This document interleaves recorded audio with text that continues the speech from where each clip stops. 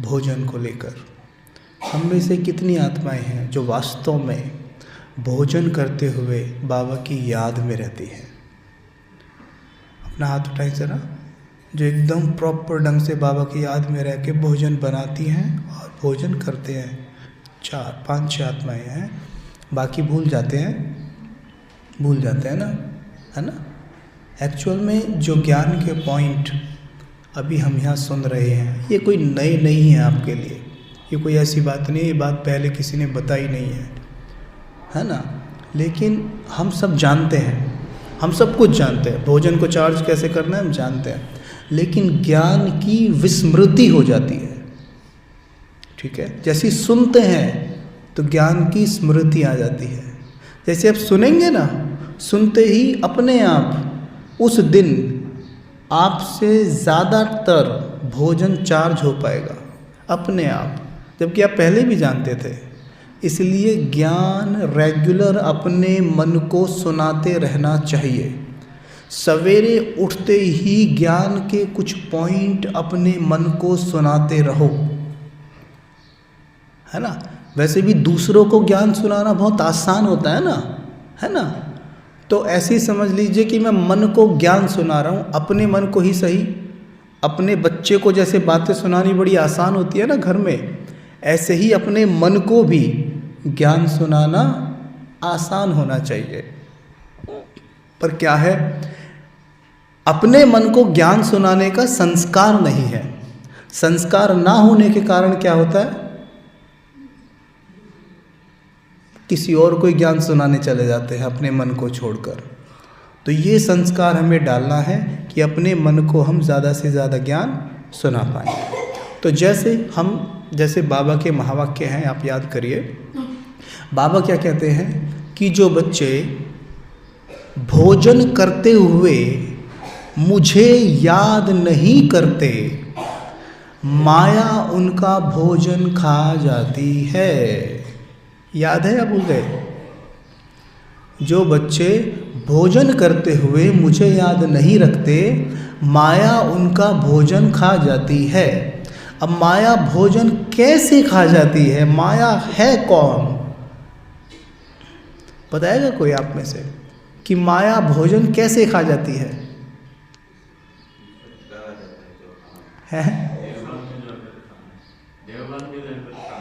देवान में रह के खाते हैं। तो माया कैसे खा जाती है उसे? भोजन तो वहीं रखा रहता है, हमारे पेट में भी जाता है, लेकिन माया कैसे खा गई उसे? तो मैं खाती कैसे? भोजन तो वहीं रखा है ना।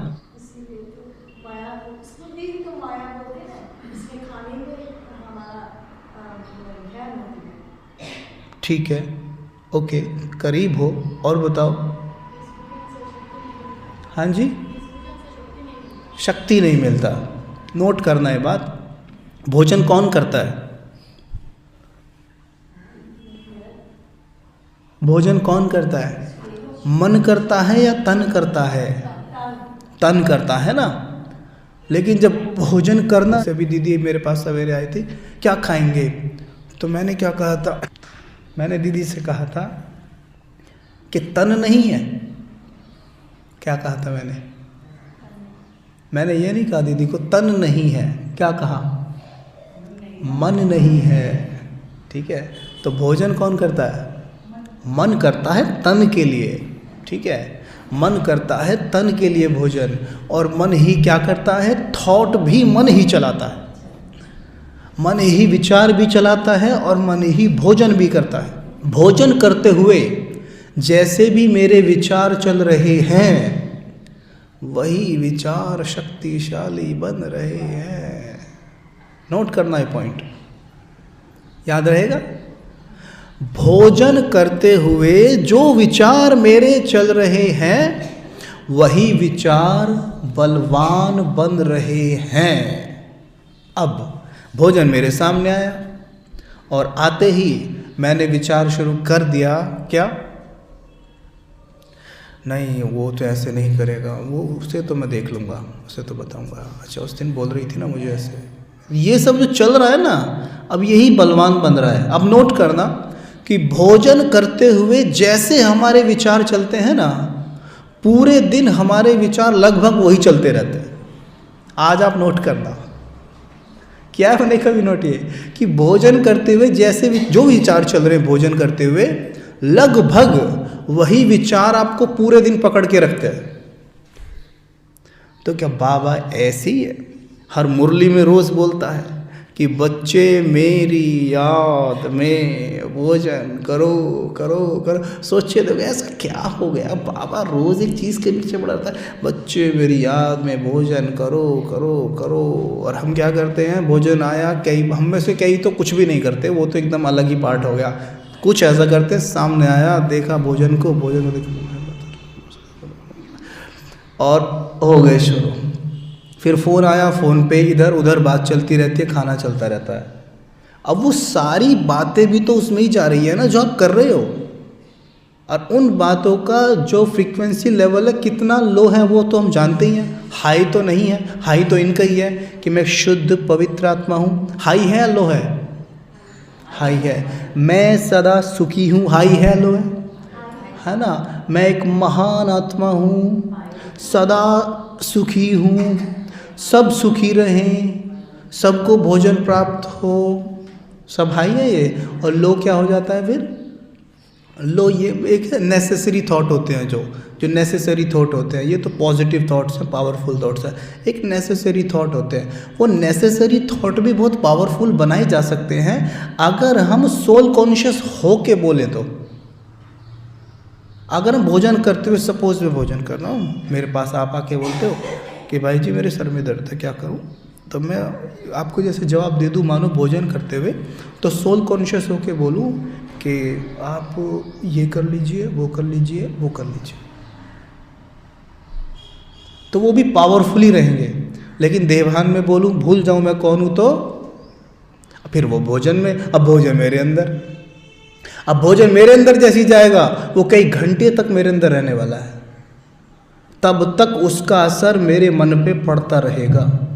और यहाँ तक जैसे ही दूसरे टाइम में भोजन करने जाऊँगा, अपने आप ही वही थॉट चलने लग जाएंगे। एक साइकिल नहीं बन गई है, तो इस साइकिल को तोड़ना पड़ेगा भाई। तो तोड़ने के लिए आज क्या करेंगे? पहला अभ्यास तो ये था कि किसी की भी चुगली नहीं करनी है। क्या था पहला अभ्यास? क्योंकि मैं कौन हूँ? श्री लक्ष्मी हूँ, ठीक है? और लक्ष्मी जी ऐसी बातें तो कर नहीं सकती। किसी की नेगेटिव चीज़ देखनी ही नहीं है, नेगेटिव देखने का चश्मा ही उतर गया है। पहला तो ये था। दूसरा भोजन का। आज अब जब भोजन करेंगे ना जाकर, तो याद रहे भोजन जैसे ही मेरे सामने आए आप योग युक्त हो जाइए, एकदम योग युक्त हो जाइए, नहीं तो भोजन माया खा जाएगा, ठीक है? मतलब कमी कमजोरियां खा जाएंगी, भोजन में कमी कमजोरी वाले थॉट मिल जाएंगे, और वो मिलते ही अंदर जाएंगे और वो दिन भर मुझे खाते रहेंगे, तो माया ऐसे खाएगी, ठीक है? तो अभी हम इस अभ्यास को भी कर लेते हैं थोड़ा सा। इसमें हम क्या देखेंगे कि जो हम रोज़ करते हैं, जिस भी स्थान पे आप बैठ के भोजन करते हो, जो भी करते हो, उसी स्थान पर पहुंच जाएंगे, भोजन हमारे सामने आएगा। लेकिन आज उसे करने का तरीका अलग होगा, और उसके लिए हम अपने माइंड की प्रोग्रामिंग कर रहे हैं बस, ठीक है? फाइन, चलें। हम यहाँ बैठे हैं तो क्या करने के लिए बैठे हैं? माइंड की प्रोग्रामिंग। और जब कोई काम संगठन में किया जाता है तो उसमें मेहनत नहीं लगती। इस सेंटर को झाड़ू लगाने की सेवा को अकेले को दे दी जाए तो क्या होएगा? हो सकता है पसीना छूट जाए और नेगेटिव थॉट चलने शुरू हो जाए, है ना? वहीं पर अगर इस सेंटर की सफाई के लिए जितनी माताएं बैठी हैं, जितने भाई बैठे हैं, सबको बोल दिया जाए तो कैसे हो जाएगा? पता ही नहीं पड़ेगा ना। संगठन का बल इसको कहते हैं। वैसे ही जब यहाँ बैठे हैं, अब घर में बैठ के अकेले करेंगे ये बिल्कुल कर सकते हैं, लेकिन पहले संगठन में बैठकर माइंड को थोड़ी लिफ्ट दे दीजिए, लिफ्ट दे दीजिए, और जैसे घर जाके करेंगे कर पाएंगे। लेकिन अभी सीधा घर जाके अकेले करेंगे शायद हो सकता मुश्किल हो, ठीक है, इसलिए हम लोग भट्टी में बैठते हैं। भट्टी का मतलब है संगठित रूप से बैठना।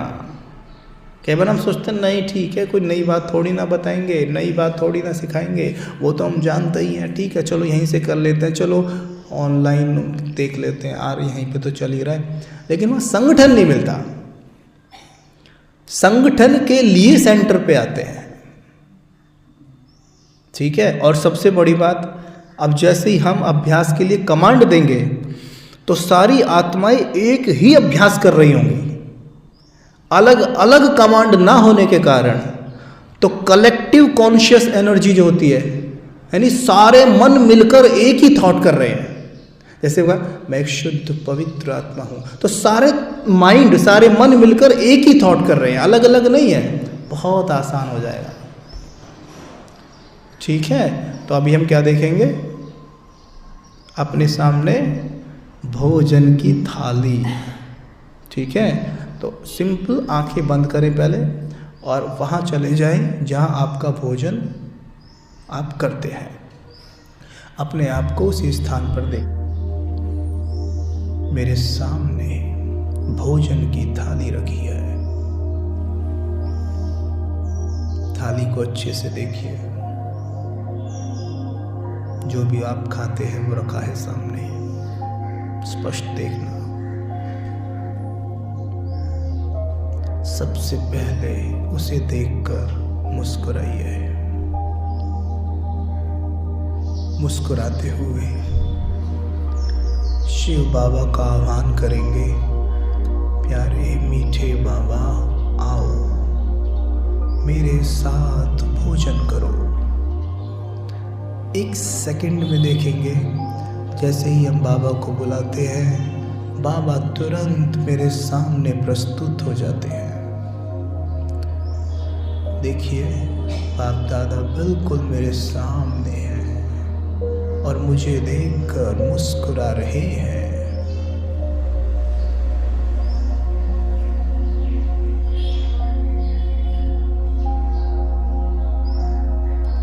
मुस्कुराते हुए मेरे सामने बैठे हैं। बाप दादा के अंग अंग से प्रकाश निकल रहा है। अब एक निवाला आप थाली से लेते हैं, उसे बाबा को खिलाते हैं और सोचिए भगवान का जूठा अगर हम खाएं तो उसमें भी कितनी शक्ति भरी है। ये अभ्यास कर सकते हैं कि पहले बाबा को खिलाते हैं, उसी निवाले को स्वयं खाते हैं, एकदम मौन में, साइलेंस में।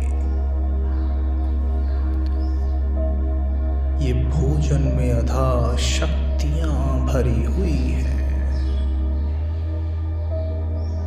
ये भोजन नहीं, ये दवा है जो दुआओं से भरा है,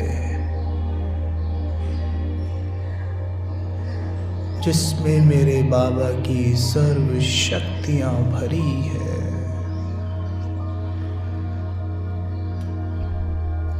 बाबा को दिल से मैं शुक्रिया करूं।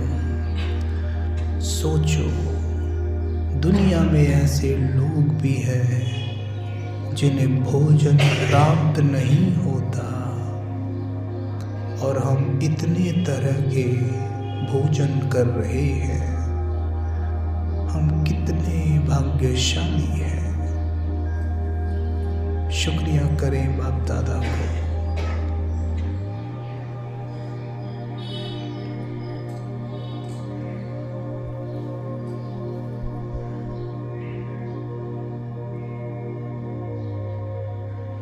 लेकिन फिर भी एक सुनाता हूँ, आपके काम आएगी। एक बार ना आपने सुनी है वैसे ये, पर इसे याद रखना। सुनी तो सब ने है, लेकिन याद रखने की चीज़ होती है। कुछ भी नया नहीं सुन रहे हम। एक बार एक राजा के पास मंत्री था।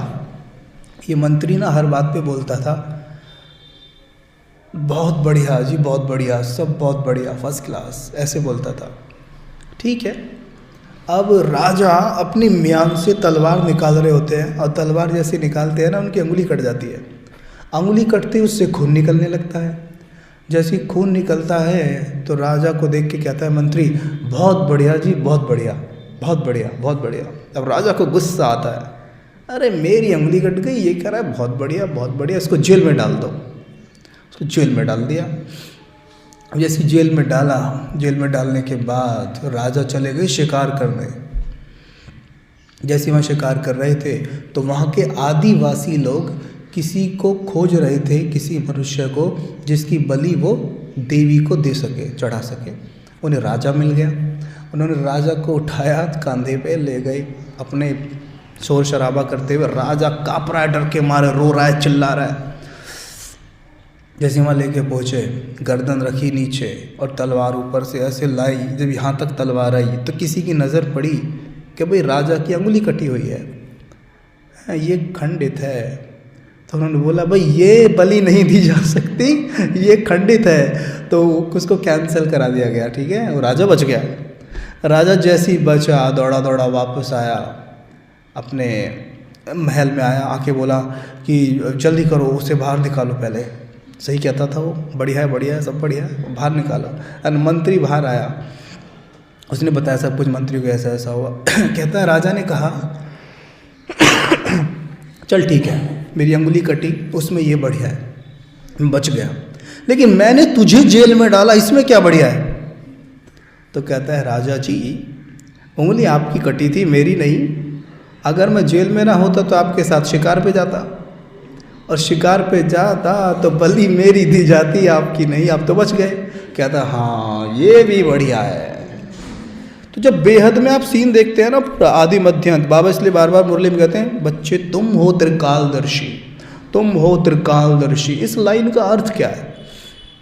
मुरली में रोज नहीं आता ये, तुम हो त्रिकालदर्शी। पहले तो मुझे समझ में ही नहीं आता था ये त्रिकालदर्शी, इतना भारी भरकम शब्द है, इसका मतलब क्या है? लेकिन देखो, त्रिकालदर्शी का मतलब है जो आदि मध्य अंत जानता है, जो पूरी पिक्चर को जानता है, और जो पूरी फिल्म को जानता है ना, वो कभी डिस्टर्ब नहीं हो सकता। वर्तमान में होंगे थोड़ा बहुत, लेकिन वो कभी डिस्टर्ब नहीं हो सकता, कभी नहीं हो सकता डिस्टर्ब, ठीक है। तो बाबा इसलिए कहते हैं आदि मध्य अंत। और आदि मध्य अंत एक अभ्यास में कवर होता है, वो है स्वदर्शन चक्र। जब 5 स्वरूप का अभ्यास करते हो ना, तो तीनों काल आपके माइंड में घूम जाएंगे, और जैसे ही घूमेंगे परिस्थिति सामने आएगी, आपको तुरंत याद आएगा, अरे मैं तो त्रिकालदर्शी हूँ, मैं तो ये था, मैं तो वो था, मैंने तो ये किया है, मैंने तो वो किया है। एकदम से हल्के हो जाओगे। तो जब भी डिस्टर्ब हो, हर सीन में कल्याण है। एक भी सीन ऐसा नहीं है इस ड्रामा में जिसमें कल्याण नहीं है। और सोच लो, ये तो कहानी थी, आप प्रैक्टिकल में आओ ना। आपके साथ जब कुछ भी ऐसे ऊपर नीचे हुआ और जब वो ठीक हो गया, ठीक होने के बाद क्या हम ये नहीं कहते हैं, अरे अगर वो चीज़ नहीं हुई होती ना तो आज मैं यहाँ ना पहुँचता? कहते हैं ना। इसका मतलब हर सीन कल्याणकारी।